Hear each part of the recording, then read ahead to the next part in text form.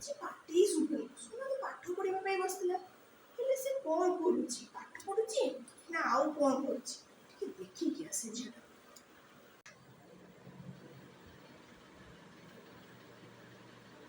ଆରେ ସୁନା ତ ପାଠ ପଢୁଛି, ମୁଁ ବେକାରଟାରେ ଟେନସନ କରିଥିଲି। ଯାଉଛି ମୁଁ ରୋଷେଇ କରିବି।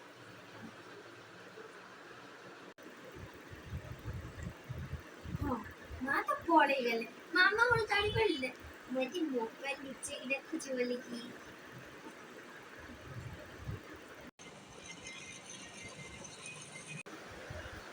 ଆରେ ସୁନା ତ ଏତେ ଟାଇମ ବସିକି ପାଠ ପଢିବା କଥା ନୁହେଁ। ମତେ ତ ଖାଲି ଡାଉଟ ହଉଛି ସୁନା ଉପରେ। ଆଉ ଥରେ ଯାଇକି ଦେଖି କଣ କରୁଛି।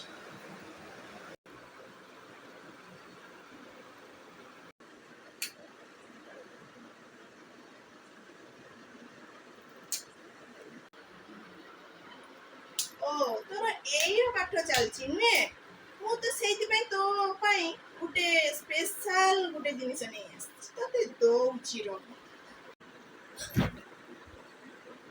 ଦଉଛି ରହ।